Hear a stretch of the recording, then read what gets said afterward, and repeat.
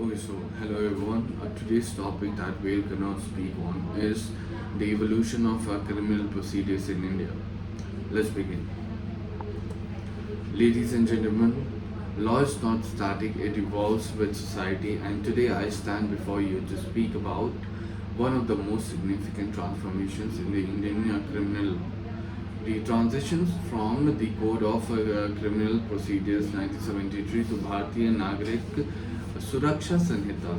For decades, the Code of Criminal Procedure 1973, commonly known as CRPC, served as a backstone of India's criminal justice system. It laid down the procedures for investigation, arrest, trial, bail, and appeal. It ensures that the justice was not only done but done in accordance with the due process. However, despite its importance, CRPC was a colonial legacy influenced by British legal thinking. Over time, challenges such as delay in trial, misuse of arrest powers, lack of technological integration, and efficiencies in investigation began to surface. And because of these shortcomings, the need for reform became inevitable. This led to introduction of Bharatiya Nagrik Suraksha Sanhita 2023 or BNSS, a modern framework aimed at making the criminal justice system more efficient, transparent, and citizen centric. Now, let us understand how this transformation actually impacts the system. First, BNSS focuses heavily on digitalization and technology. Unlike CRPC, which relied on traditional procedures, BNSS introduced provisions for electronic records, online FIRs, and digital evidences. This ensures speed, transparency, and accessibility, something that modern India truly needs.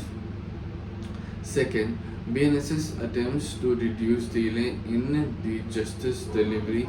One of the biggest criticism of the CRPC was the time-consuming nature of the trial. BNSS introduces timeless for the investigation and trial processes, thereby promoting the principle that justice delayed is justice denied. Third, BNSS strengthens the concept of victim-centric justice. Under CRPC, the system was often accused of being more accused-centric.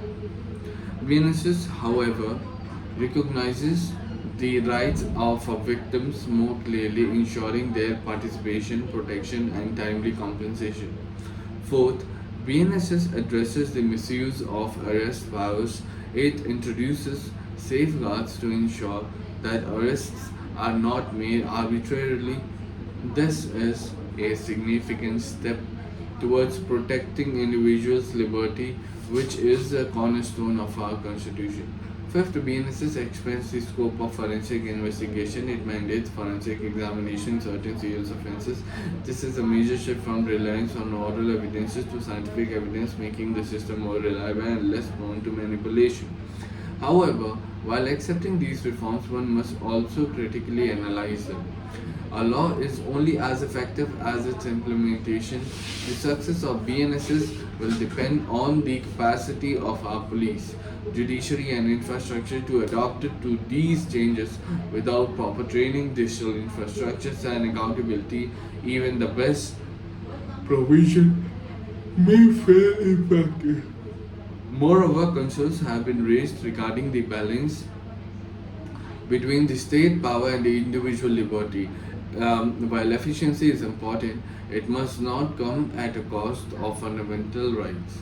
Therefore, the transition from the CRPC and the BNSS is not just a legal form, it is treated, it is a test of our commercial commitment to justice. It is a shift from the colonial mindset to the modern citizen focused approach. It reflects India's attempt to align its legal systems with the contemporary needs while preserving the core values of fairness, due process, and rule of law. In conclusion, the journey from CRPC to BNSS is not merely about replacing one or statute with another. It, It is about redefining how the justice is delivered in India. The real question is not whether BNSS is better than CRPC. The real question is, will we as a system rise to the level required to make it work? Because ultimately law does not deliver.